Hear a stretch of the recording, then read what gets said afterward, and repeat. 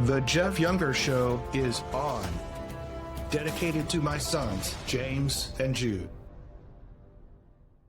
Everyone you deal with is telling you exactly how to handle them. Their style, how they read, write, speak, present themselves.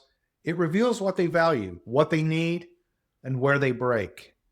Now, most men miss this signal entirely. Most of the people I've worked with have been in high tech, and outside of senior management circles, people don't understand this at all. Young men today I've encountered simply don't get this. They treat everyone the same, and then they wonder why some relationships seem to work and then others don't. Style is a philosophy made visible. Remember from our previous recordings, our previous video about what style actually is. It's deep philosophical commitments. So when you can detect someone else's style, you know how they think and you know what their philosophical commitments are. If you can learn to read it, you'll know how to build a man up, how to tear him apart, and you'll know exactly how to cooperate with somebody. Kind of fucking boring, isn't it? You've been watching for 15 minutes. In a few seconds, what are you going to do? Scroll to the next thing? That's what the platform wants you to do, man. That's what the establishment wants you to do. That's what the man wants you to do. But here's what I've noticed. The men who change their lives don't just consume. They don't just scroll. They don't just sit here like worms, seeing what the algorithm's going to feed them. They curate what they read. They curate what they study. They curate what they watch. They curate what goes in their brains. They build a feed that makes them stronger, not weaker.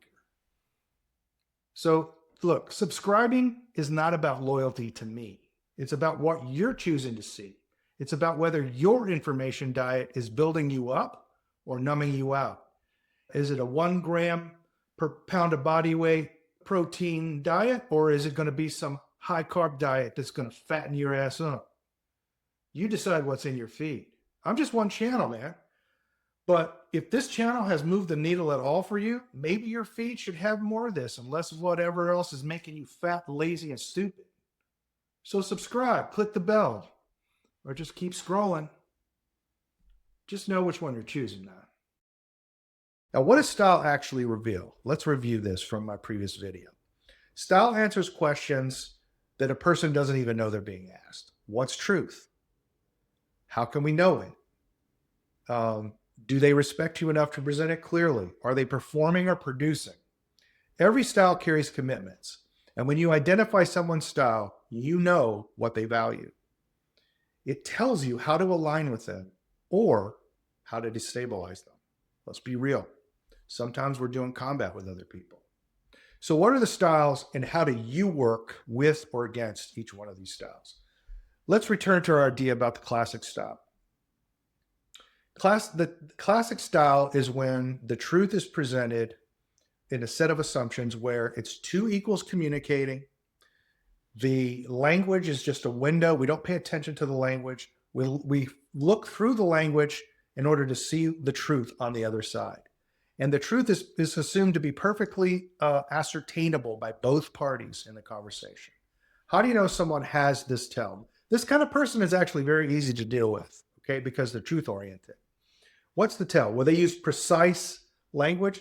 They use declarative sentences in the declarative case. They usually don't hedge.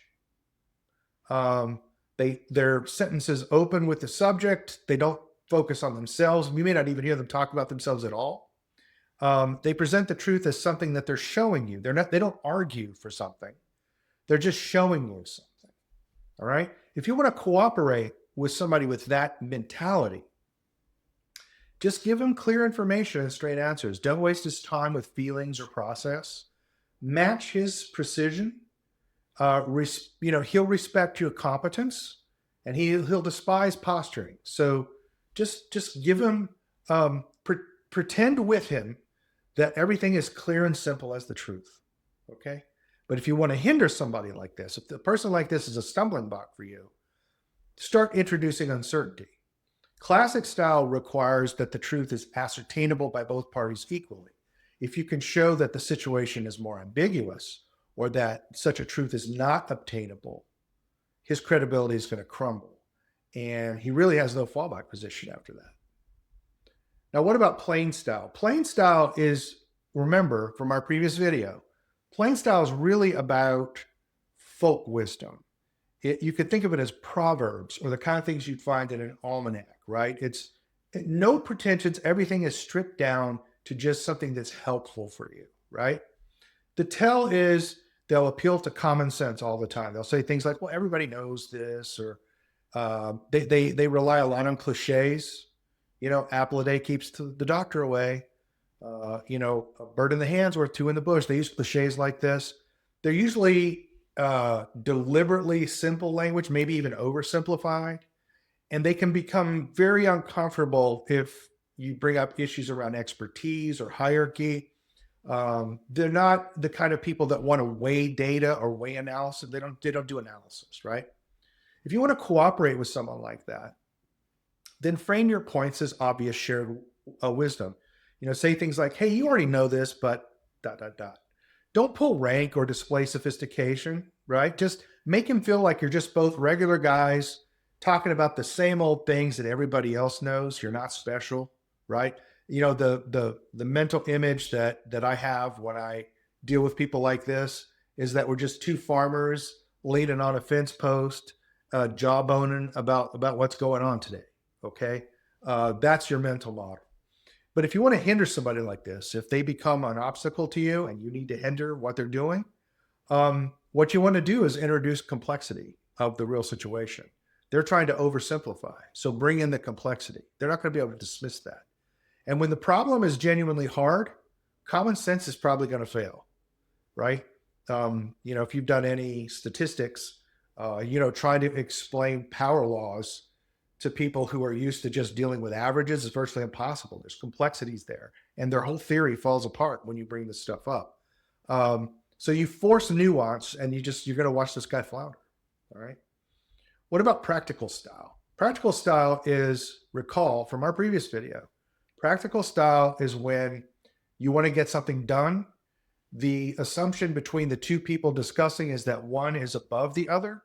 Usually the lower one is giving information for the one above to make a decision, right? The way you can think of it is two job titles in an org chart communicating, not people, right?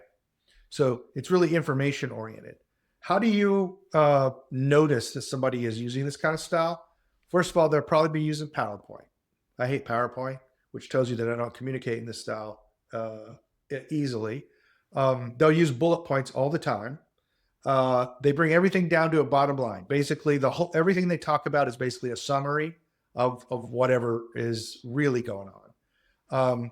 They'll say, "Well, what's the next action item?" Or just give me the bottom line. They say things like that, and they're impatient with anything that goes off task. So they treat everything that they're doing as a transaction. If you want to cooperate with somebody like that, lead with the outcome and specifics. Basically invert your normal way of thinking about something. Begin with the end of the story, the end of where it's going to go, and then tell them how you're going to get there, and then tell how it needs to start. Okay? Invert everything. Give them the decisions they need to make. Don't give them problems. Don't discuss any problems. Just talk about what decisions need to be made. Respect their time. Keep it brief. Make your sentences short and clippy.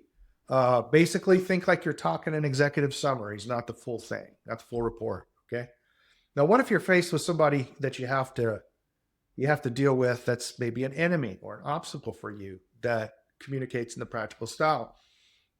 And I dare say most young men reading this or watching this video are going to be dealing with people in business who are causing them problems that they're going to communicate in this style. This is how you communicate in most companies.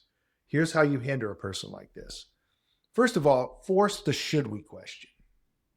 Okay. Practical style optimizes for goals, but it can't examine whether those goals are the right goals.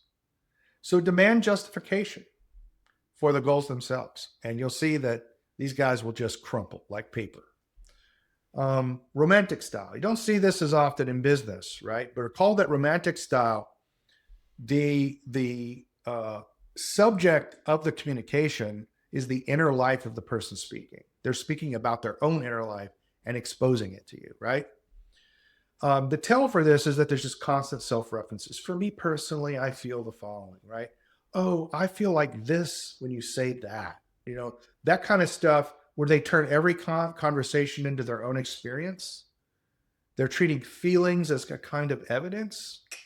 You've got someone with the romantic style. You want to cooperate with that person. If they can help you and you need their cooperation, acknowledge their experiences before presenting the facts. Now, you're going to have to probably present some facts, okay? But here's how you do it. You say things like this. I understand this has been difficult, but here's what I'm seeing. Wow, I'm so proud of your accomplishment there. Tell me how this could have helped you if you'd had it. This kind of way of talking, right? Acknowledge those feelings as jumping points to talk about something else that then will elicit another feeling from them. And your objective is to get them to a feeling which says, yes, I'll help you. All right. He needs to feel heard before he can hear you and say yes. What if this guy's an obstacle, though? Well, just refuse the emotional engagement. Say, well, that's interesting, but what's the evidence?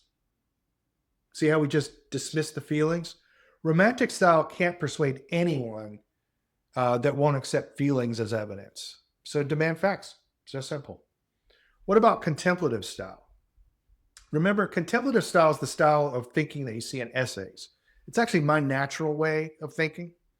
In contemplative style, you're presenting the world to someone mediated by your own interpretation. And it's your interpretation that is the real subject of the communication. Suppose that you're faced with someone and you start hearing them say things like, well, what's really happening here is ... right? Or they say, well, that's one way of thinking about what happened. Here's an alternative model that could explain it. Or, yeah, I thought that too. Then I thought this. This is someone who's dealing in interpretations, okay? Someone who finds depth and complexity and unexpected complexities in depth that other people just don't see. Sometimes, I have to admit, even sometimes where it doesn't exist, okay? You're going to meet people like this. Most people will communicate with a practical style. This would be the second most common person that you would meet. To cooperate with a person like that, you want to engage their interpretive framework. Say, hey, what do you see beneath the surface here? What patterns did you see? That's interesting. When I saw it, I interpreted it this way. You saw it this way. Tell me why. I think you're onto something there. Tell me why you think that way, right? Once he's contributed his interpretations, you can start steering to which interpretation is the one that's best for you. Okay, that's how you deal with someone with this style of thinking. What if somebody like me is an obstacle to you? Okay, and I'm hindering you and you got to get around me. Well, the best way to do it is just to demand an immediate decision. Forget the interpretations, right? Contemplative style uses interpretation as a way to mediate experience. Go straight to the facts and demand a choice. Add a deadline, and you'll see that it'll take them aback. And I've gotten quite used to it. I can switch between practical and contemplative style pretty easily, but a lot of guys can't.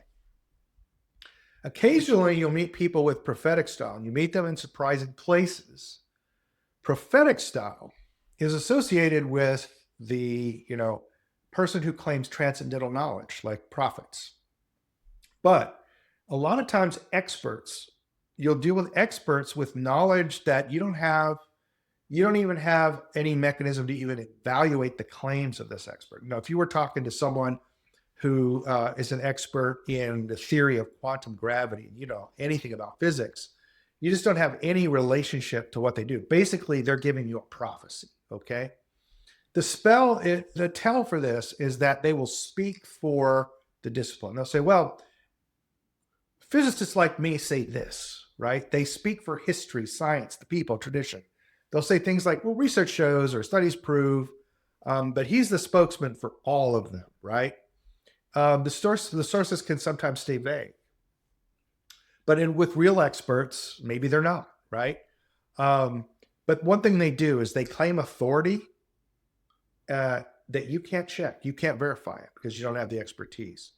A lot of times on projects, you're going to need expertise of people that you can't verify. So it's a true moral hazard of doing business that oftentimes think about it. You might need to hire a plumber, but you're not a plumber. So how do you know you're getting a good plumber? You can't tell. It's a moral hazard of hiring. You have to hire experts that have more knowledge than you in some ways And to cooperate with those people, what you do is you just acknowledge their authority publicly. This is our expert on quantum gravity, and today he's going to help us understand what that means for our research program. Prophetic style needs followers. So if you're going to be a follower, he's going to love you, right? And if you need his cooperation, you position yourself as someone who recognizes his special insight and could use it for something that would enhance his prestige, right? You feed the role, basically. What if guys like this can be real assholes, though? And what if they become an obstacle for you? Well, you start demanding verification. Now, that makes me surprised because in principle, how are you going to verify something about quantum gravity, which you know nothing about? You go, which study? What's the sample size? And where can I read it? And the fact that you're going to take the time to read it, even though you may not understand it, tells him that he's not going to get any progress with you for a year till you learn how to interpret the studies. You know, most of the time, though, you're going to find these guys are bluffing. So when you force specifics, you'll find that they'll start making compromises that you can then get what you want. What about oratorical style? Oratorical style, if you recall from our previous video, is when people are trying to get a group to act in unity. You see it in churches, you see it in political speeches, all kinds of things. The big tell here is that they perform for the audience, even if there's only like 2 people present. They still perform, okay? They have a dramatic cadence. They hold court. They treat conversations like speeches, and they feel a need to move people. And if they don't, they feel they've been unsuccessful in their conversation, right? If you want to cooperate with somebody, and there's a person in the Father's Rights community that I really respect that has this exact communication style, and everybody has a lot of trouble dealing with him, but I get along with him great. He helps me all the time, and here's how. I give him an audience. I'm the best person in the audience for him. Even if he's just talking to me, I'm the best audience he ever had, right? Oratorical style thrives with a crowd. And I need him energized and on my side. So I put him in front of me, his best audience. And I let him perform. And he helps me, right? But sometimes these guys can be the worst asshole you'll ever encounter, okay? These are people who aren't like the expert at least has, something to bring to the table. A lot of times guys that speak with oratorical style and think that way actually have nothing to bring to the table. They've survived on this kind of style in business settings and other settings and have been able to bamboozle people their whole work career. And I've encountered a lot of people in senior management. I would say that most people in senior management are, and I will say this, afflicted with this style of thinking, okay? The easiest way to do this is just to isolate them. You go one-on-one with them. There's no audience. You don't act like an audience. You act like an equal. You talk like you're in classic style while he tries his oratorical style, and he does his routine, his dramatic pronouncements and his routine techniques to move you, and they don't work, and you just keep asking about what the truth is, and just watch this guy deflate. And I have taken down many a C-level person with this and gotten my way. We all do training. Here's something that most people don't understand. You're not just watching the algorithm. You think you're training yourself, but the algorithm is training you. Every scroll, every pause, every click, it's learning what keeps you passive, what keeps you compliant, what keeps you watching instead of doing. And it's good at its job, better than you think. But here's the thing, you can train it back. Subscribe to the channel, and you're giving it an instruction. You're saying more of this, less of what you think I want. That's the only lever you have. Use it or don't. But understand, if you don't tell the machine what to feed you, it'll decide for you.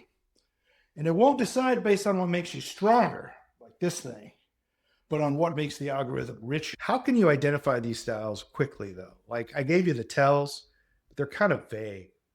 I want to give you some specifics here. Really, you can watch the opening, the first thing that they say. Okay, the first 30 seconds usually will tell you. Classic will open with the subject at hand. Plain is going to open with some shared assumption that everybody believes. Practical opens with the goal and what the decision we need to make. Romantic opens talking about himself.